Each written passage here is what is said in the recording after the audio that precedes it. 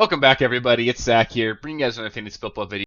So I'm going to be going over my running back tier list. I'm going to be touching on just about 30-ish running backs, so I didn't want to go too deep and make this video super long. But I'm going to touch on 30 running backs, sort of go in order, ranking them into 5 tiers here. I tend to find that tier-based ranking tends to be the best way to really go into your fantasy drafts. It really helps you understand where the biggest value drop-offs are at each position, so you can understand when the best time to take each position is over the course of your draft. Just a lot of fun as well, just to sort of see like if you group all these players in the same tier, but then there's a very significant ADP discrepancy between a couple of them. It really helps you sort of highlight which ones you want to be targeting, and really helps me especially sort of start targeting which guys I want to highlight and go after in all of my drafts. So it's a lot of fun making these videos. Like I said, I did a quarterback tier list video earlier. If you haven't watched that one, I highly recommend you go and watch that. And then up next, you guys will get a tight end video and a wide receiver video as well. So it should be a lot of fun. I love making these videos. It's a lot of fun for me. It's sort of just helping myself categorize and understand how I'm valuing players, and sort of fun to see where I differ from the actual market and all that. So a lot of fun with these. And if you guys have any comments or anything on the players, let me know. If there's a player I don't talk about that you want my opinion on, feel free to let me know in the comments as well. Like I said, I didn't want to make this video crazy long, so limited it to about 30 players here. But if there's anybody I didn't touch on, feel free to let me know in the comments. I'm happy to give you my opinion there. So yeah, let's get into it. So start things off with the tier 1 of the running back position here, and I'm just going to categorize these as elite performers, guys that we're expecting to finish in the top 3 or potentially as the running back 1 this season. Obviously, Christian McCaffrey's got to fall in here. He's being drafted as the consensus first overall pick. He was worth that pick last year, and as long as he managed to stay healthy in San Francisco, he's going to continue to do that again. Really not a whole lot to say there. I considered putting Christian McCaffrey into his own tier, making him the only tier 1 running back here. Figured that was a little bit overzealous, so then I added Breece Hall, who's currently being drafted as the 3rd running back off the board, going 8th overall. I currently have him ranked as my RB2. I think Breece Hall is in a spot where he can be a really great value this year if you're picking him at pick 8. I think that's a really insane value just because of how top-heavy these drafts are with wide receivers. It's possible to take Breece Hall with like a later first-round pick, and being able to do that is super awesome. It's really rare that we can get a top 3 consensus running back that late in the first round. And then Bijan Robinson, also throwing him into tier 1 as well here. He's currently being drafted as the 2nd running back off the board, going 7th overall. So like I said, Christian McCaffrey is being drafted 1st overall, and then by consensus ADP and PPR formats, we are seeing 5 straight wide receivers go. That means there's going to be, I think, at least in my opinion, a lot of value for those teams that get to take Bijan and Breece with picks 7 and 8, if that's what things go. I do have Bijan ranked as my RB5. I don't think that's necessarily fair. I think Bijan's certainly a guy that could easily be top 3. Just sort of how the stats shook out, I do believe that Bijan would be the 3rd running back that I would choose to take if I were actually picking things. It's just the ranking I'm showing there is what really how things shook out after my projections. But these are my top 3 running backs in the order that I'd be drafting them, and I think they're pretty consistently, or pretty fair to say these are going to be the tier 1 guys here. Next up, we're going to move into tier 2, and I wanted to categorize tier 2 as running backs that we're not necessarily projecting or expecting it to happen, but that I think our guys have a legitimate shot as finishing as the actual running back 1 this season. So I'm going to start things off here with Jonathan Taylor. He's currently being drafted as the 5th running back off the board, going 15th overall. I've got him as my RB7 in my projections. We know Jonathan Taylor can be the running back 1 overall. We've seen him do it before. This is going to be an offense that maybe isn't going to be as pass-heavy as it's been in the past. The year Jonathan Taylor was the RB1, we saw him get quite a bit of passing volume production as well, but he also finished the season with over 20 rushing touchdowns, and I do think that's in the range of outcomes for Jonathan Taylor. He's an elite athlete. It's going to be just an absolute nightmare for opposing defenses to make up their mind on who they want to guard on a read option between him and Anthony Richardson. Remember, we only saw them play like 10 snaps together last season, so really tough to necessarily project what's going to happen with Jonathan Taylor there. Obviously, injury is a concern as well, but the upside is insane there. I totally think Jonathan Taylor is worthy of being in the 2nd tier. After that, I've got Kyren Williams currently going as the 8th running back off the board, going 31st overall. Really great value here. He's the lowest guy by consensus ADP that I put it into this tier. I've got him ranked as my RB4. He's someone that I'm super excited about this season. A guy that I do think could pretty easily repeat what he did last season. I know they brought in Blake Corum, but we see it all the time where these teams bring in somewhat higher draft capital running backs, and it really just sort of tanks the stock of the starter that's really proven themselves already. Just look back as far as last year, we had Kenneth Walker with Zach Charbonnet coming into Seattle. Kenneth Walker firmly held on to that starting role just because he's a really good player, and Kyren's the same thing, and building off that as well, we can talk about Tank Bigsby and Travis Etienne, same thing from last year. Jaguars drafted Tank Bigsby in the 2nd or 3rd round, and Everyone panicked, thought he was going to steal goal line work, thought he was going to make it less of a workhorse role for ETN, and that just wasn't the case. So I think Kyron's still in a spot where he could easily be a top tier producer. He was the RB2 in fantasy last season. It's a really good offense, and we know they want to use him. I still think he's probably going to be like a 75% snap player, not 90% snap player that he was last season. But if he can stay healthy, he's definitely got a shot at the running back 1 overall. After that, I'm going to highlight Saquon Barkley, currently being drafted as the 6th running back off the board, going just 20th overall. So that's a really great value as well, being able to get Barkley at the end of the 2nd round. I have him ranked as my RB8 right now, but he's obviously got a shot to be the running back 1. We've seen him do that before in his career, just several years back with Eli Manning, if you can remember that far back. But he's obviously got the talent to do it. He's obviously got a significant upgrade in terms of the offense he's going to be a part of. I do have some concerns. I think of the 4 guys listed here, he's probably the least likely to do it. He also might be the safest pick of the 4, but he is a guy that we know is not going to see a ton of passing volume. This is an Eagles offense that really doesn't feature the running backs out of the backfield, and it's not like they haven't had talented pass-catching running backs there. DeAndre Swift last year is elite in the passing game. He's hardly used there. Kenneth Gainwell's been there for the last several years. He can certainly get it done there and doesn't see targets. So I'm not expecting Barkley to be highly involved as a pass catcher, and you're going to need him to really have like an outlier touchdown season, but that can certainly happen. This is an elite offensive line. It's an elite offense, so that could happen for sure for Saquon.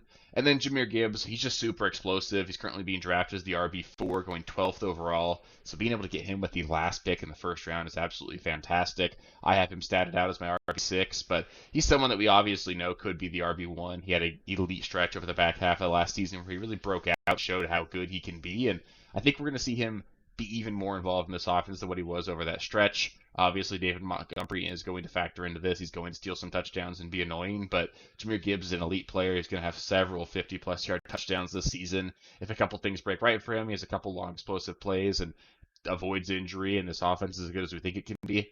Jahmyr Gibbs could easily finish the season as the running back 1. So he's the last player in this tier, and I'd be super excited to leave my draft for any of these guys. And the great thing about it is you can get all of them basically in round 2 or later, Gibbs being the exception, but you're paying the last pick of the 1st round. So really great value here. It's really rare. It's just really rare in general to see like running backs being drafted this late. Things have sort of shifted that way this season just because of how much they busted last season. But I think it's going to be a lot of value for the teams to go running back heavy early on this season. So that's sort of where I'm leaning, and I think this is going to be a really good thing to target early on. Next up, we're going to move into Tier 3 here, and I wanted to categorize these guys as running backs that I think have a really great shot to finish inside the top 10 at the position. I'll start things off with my highest ranked player in this tier. That's going to be James Cook, currently going 13th overall at the running back position, being drafted with the 59th overall pick on average. I've got him statted out as my RB6. I'm going to talk a lot about how just really good I think James Cook is as a player and how crucial he's going to be to the offense in Buffalo. They lost over 240 targets this offseason with the departures of Gabe Davis and Stephon Diggs, and historically speaking, those vacated targets, we all get super excited every offseason about some wide receiver coming in and stepping up, but more often than not, those targets go to the running backs and the tight ends because they're the safety valves. They're the guys that are the check down for the quarterback when the receivers who were there and getting it done and getting open aren't there anymore. And James Cook's going to be that safety blanket for Josh Allen all season, as is Dalton Kincaid. I think James Cook's going to be really great value. Being able to get him at the end of the 5th round as a guy that I think should finish the season as a running back 1. He finished as a running back 1 last season. He did it really quietly. I don't think people appreciate how good he was last season, but James Cook's a really great value here. I think he's one of my favorite players to draft this season. After that, we've got Josh Jacobs currently being drafted with the 52nd overall pick, going 12th at the running back position. I've got him ranked as my RB9. It's all just going to come down to how good Josh Jacobs actually is. We saw him have a bit of a down season last season after just sort of setting the world on fire in 2022. It's just we need to see where he lands in terms of how good he is compared to what that great season was versus what he was last season. I think the answer, like with most of these things, is that he's going to end up being somewhere in the middle. We have to remember that last offseason he did not really have an offseason because he's holding out due to the contract dispute. Just tough season for him in general. On top of that, the offense was just really bad. That's not going to be the case here in Green Bay. This is a really good offense. It's going to be an offense that wants to air it out. And Josh Jacobs should be extremely involved as a pass catcher. That's something we definitely want to see in PPR formats. And I'm not worried about A.J. Dillon stealing snaps. I like Marshawn Lloyd. Lloyd could potentially be a guy that gets featured in like the 2-minute drill, but he's not going to steal goal line or anything from Josh Jacobs. Josh Jacobs could easily have 10-plus touchdowns this season, and top 10 for him is certainly in the range of outcomes. After that, we got Derrick Henry currently being drafted as the 9th running back overall. going 36th overall in general, and he's currently statted out as my running back 14, so I'm a little bit lower than consensus on him, but it's tough to deny the upside here. He's one of a few running backs I could confidently say has a legitimate shot at 20 rushing touchdowns this season. 20 rushing touchdowns is certainly an outlandish season, but it could happen, and if someone's going to do it this season, I might bet on Derrick Henry being that guy that gets it done. This is going to be a Baltimore Ravens offense that's going to be elite like they always are, and they're going to run the ball very effectively, and the running back position for this team always puts up very large touchdown totals because Lamar is not a guy that's going to run people over close to the goal line. He's not the prototypical rushing quarterback that steals goal line touches from the running backs. So Derrick Henry is an elite goal line back still. He's obviously older. He's not in his prime like he was, but he's much better than what Gus Edwards was last season. And Edwards was extremely involved, had 13 rushing touchdowns last season. Derrick Henry could easily be a top 10 guy. After that, we've got Travis Etienne going as the RB10 by consensus ADP, going 44th overall. He stepped out as my RB16. I'm a little bit lower on him than I actually expected to be. I'm going to have to relook at my rankings and see what I can do there because I do think I'm a little bit too low there.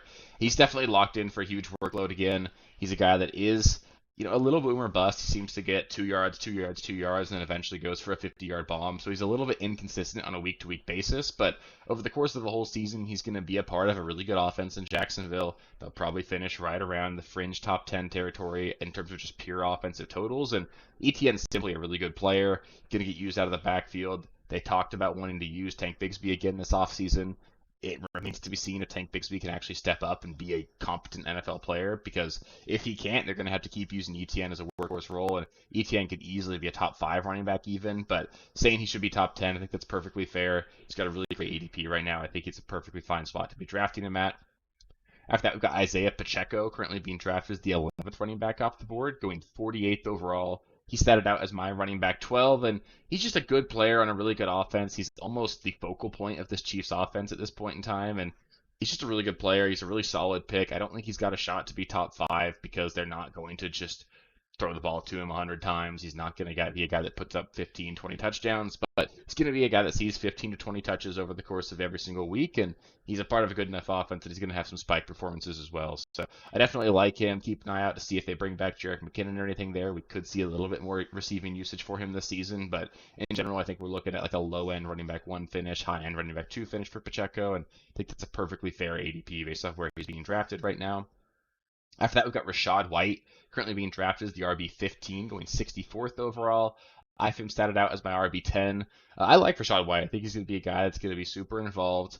I do think Bucky Irving's going to be a little bit more involved out of the backfield than any of the other running backs were last season, so I don't expect him to quite repeat what he did last season, especially over the back half, but he's a good player. I think he's really good in open space. He's a really good pass catcher, and he doesn't necessarily need to be efficient on the ground because of how involved he is as a pass catcher, how much they trust him near the goal line. I think he's a really solid pick at that RB15 ADP. I don't really see a world where he finishes below that, and especially in PPR formats, he's definitely somebody that I like.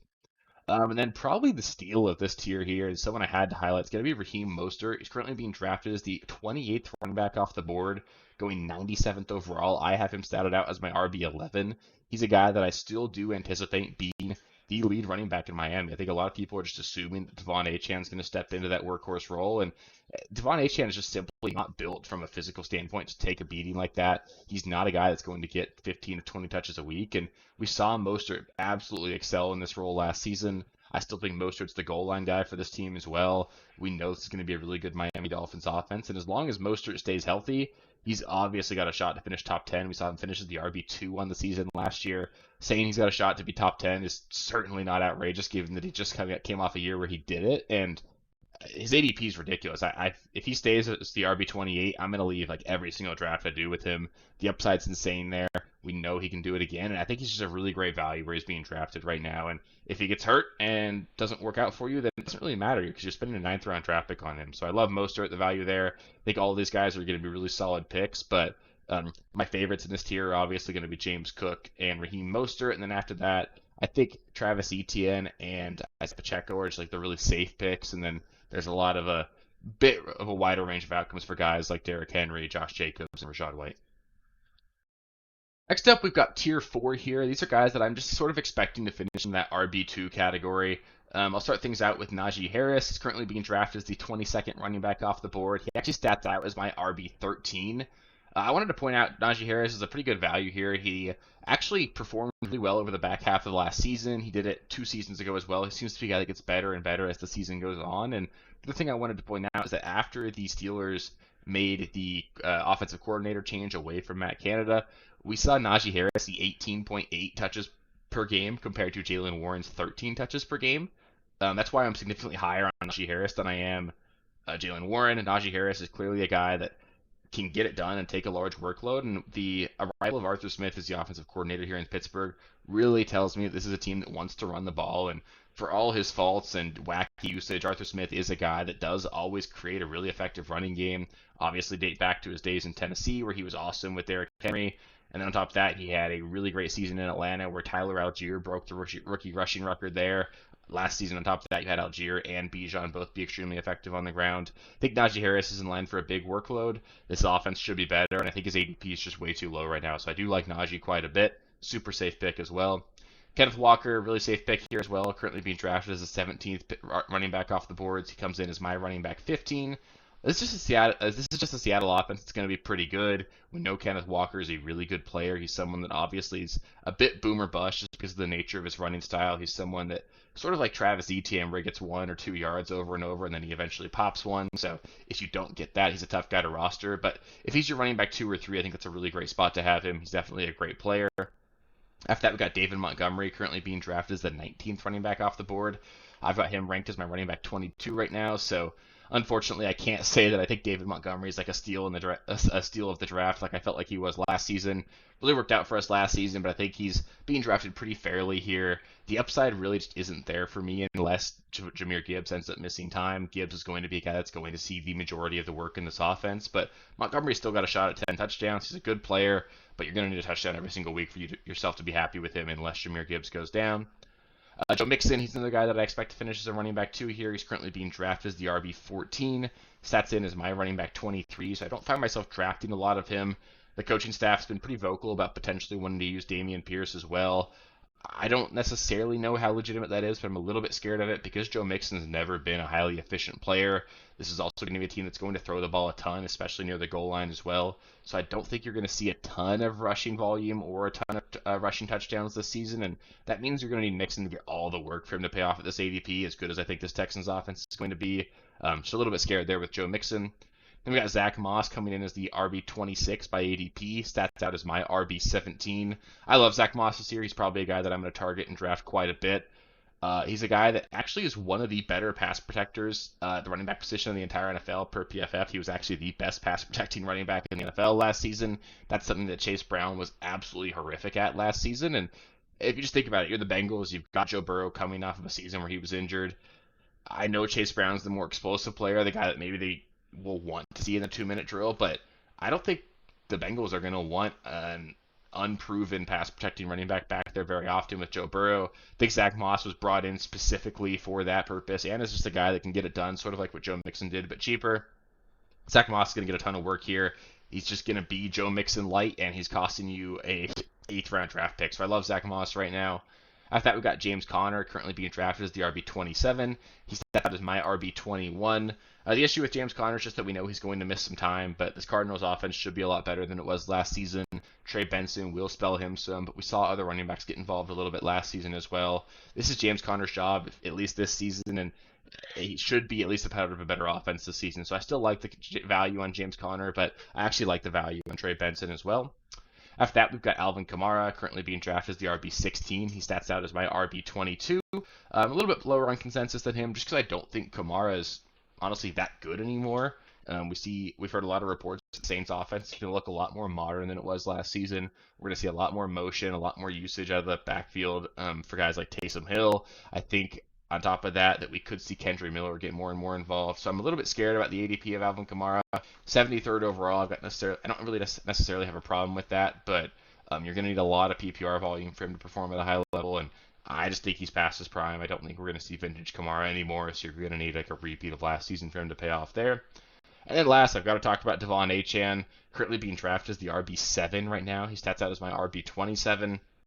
That's just because in my projections, I still have Raheem Mostert seeing more total touches than Devon Achane.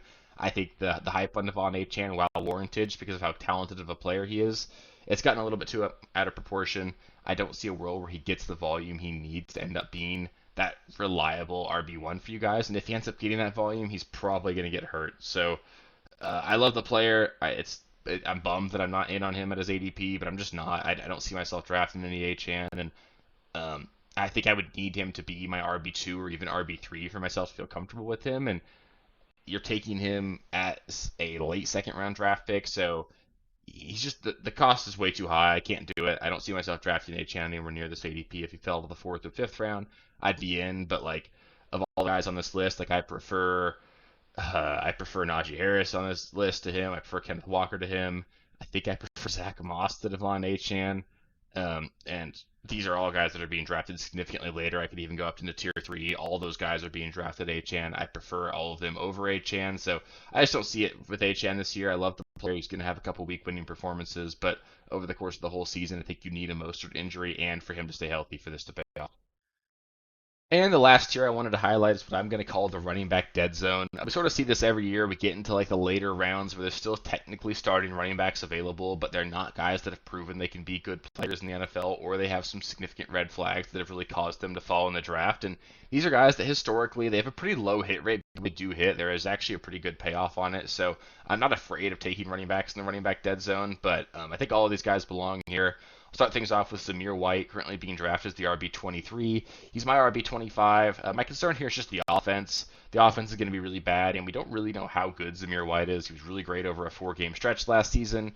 I think he's just a good, not great running back, and I think Alexander Madison's going to get involved enough to make things a little bit annoying, especially with this offense being so bad. So I'm a little bit out, but I'm not too far below consensus ADP. I think he's a fine pick. He's just not someone I'm super excited about.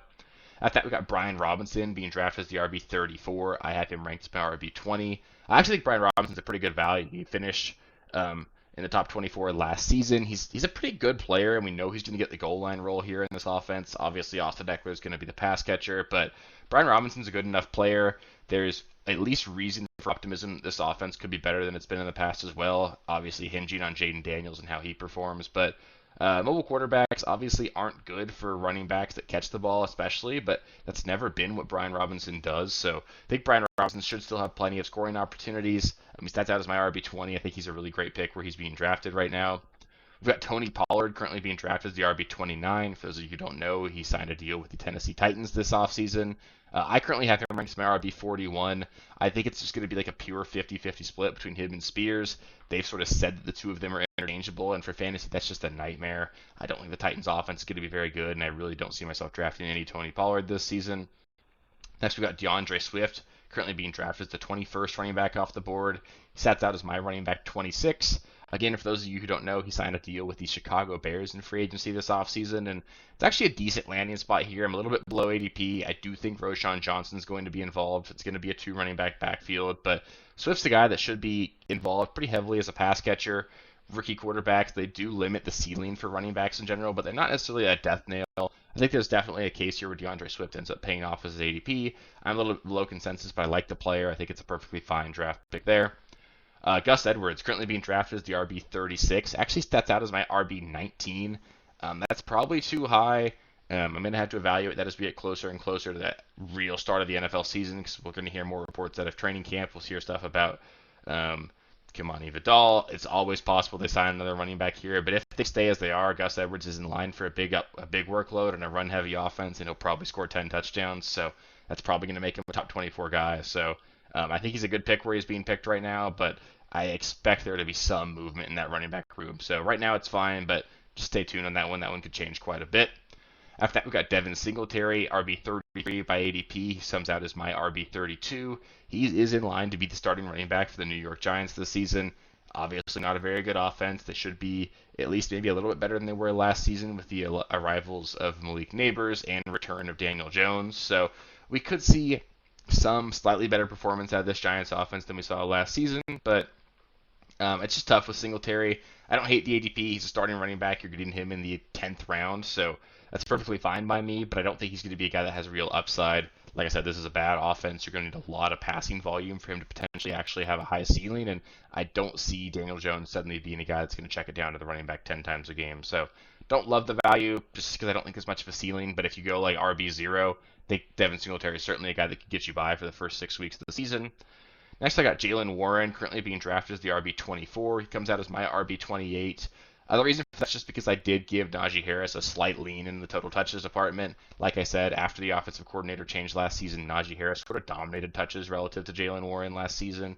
I sort of expect that to continue, and Warren's not a guy that I'm anticipating getting the goal line work, so you're going to need a pretty high involvement as a pass catcher, and we could see that. Obviously, this isn't a Steelers team that has a ton of pass catching weapons, so Warren could still pay off, but I don't think there's really any ceiling unless Najee gets hurt or they actually fully shift over to him.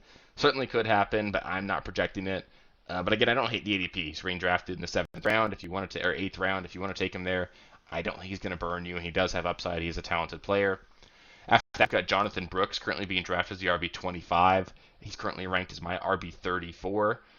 I like Jonathan Brooks. It's tough for me to be super high on him because I think he's probably going to miss or at least be limited for the first half of the season. So I don't think he's going to be a guy that's really going to help you until we get towards that fantasy playoff stretch. Certainly could happen, but I think it's just going to be sort of a lost year for the Panthers in general. They don't want to run him into the ground. He's coming off a torn ACL his last year in college. They drafted him to be their future of the position, and they're not going to be competitive this year. So I just don't see a world where he gets like a featured role until next season, and it just makes it tough for me to be super in on him, especially because he's going to hurt you early on. After that, we've got Ramondre Stevenson currently being drafted as the running back 20. Here's stats out as my RB30 right now. I've talked a lot about how I just don't see there being really any upside here. Antonio Gibson should steal touches as well. It's going to be a really bad offense. I'm out on Ramondre. He didn't look good last season. We don't even know for sure that he's the locked-in starter here, and this is going to be a really bad offense. So I'm out there. Next, we've got Nick Chubb, currently being drafted as the RB43, going 141st overall. So you're in like the 12th round there. He actually stats out as my RB18. Obviously, that's far too high. In my initial sets of projections, I assumed all these players are going to play all 17 games. I think if that were to happen, Nick Chubb would obviously be drafted a lot higher. So don't take too much stock into where I have him ranked right now. But I think over the back half of the season, we could see a high ceiling there. At his ADP, I have no problem drafting Chubb. You're spending a 12th round pick on a guy that we've seen get it done every single time he's been healthy. So he's worth the shot now. I wouldn't take him ahead of really any of the guys on this list, but when you get to that part of the draft, I think he's definitely a good value. And then Aaron Jones, currently being drafted as the RB18, comes out as my RB29. I just don't really buy it this season with Aaron Jones. He didn't look great last season until like a couple games towards the end of the year, and the Vikings have already come out and said that Ty Chandler and him are both going to be operating in a timeshare here. Aaron Jones will be the 1A, Chandler will be the 1B, but Jones is an aging running back who could certainly fall off a cliff from a production standpoint. We know he's often injured, and this is not a Vikings offense that we expect to be super dynamic just because they're going to be led by a rookie quarterback or Sam Darnold. So don't really see a ceiling there for Aaron Jones, and RB18 is just way too high of a price tag to pay. That'll do it for the running back tier list video. It's probably the longest video we've done so far this offseason, but if you made it this far, thanks for watching the whole thing. I hope you guys are finding these useful. I personally get a lot of value out of doing all these. It's a lot of fun just to sort of see where I'm potentially wrong with my rankings and see how things are shaking out. So it's a lot of fun there. Up next, I'll be doing the tight end tier list, and I'll be doing wide receivers last, just because that's probably going to be the longest video, so I wanted to put the most time into that one. But a lot of fun making these. We're going to keep putting out a ton of videos over the course of the rest of the offseason. We just broke our goal of 1,000 subscribers, so it's been a goal I've had for a long time. I want to thank you all again. It's been really cool watching the channel grow and building the community here, and I really do appreciate every single one of you. It's crazy still to think that many of you guys care about what I have to say. So sort of a dream. So it's super cool. I'm really appreciate all of you guys, and it's going to be a lot of fun here. We got a lot more videos to go, a lot more content coming out over the course of the next several months, and we're really going to start getting into draft season and all that because we're halfway through June. We're 2 months away from the heat of draft season, and it's going to be a lot of fun along the way. So appreciate all you guys. If you guys want to make sure you don't miss any of the future videos, just make sure you subscribe to the channel. If you guys like the video, give it a thumbs up. Helps the algorithm, helps you know I'm doing a good job. And yeah, appreciate all you guys, and I'll catch you next time. Peace. Thank you guys for watching. If you haven't already, please be sure to subscribe to the channel, like the video, check out these other videos here if you haven't. If you want more content, please feel free to follow me on Twitter at RealSteelFFB. I'll be more active on there as the season goes on. Thanks. Catch you later.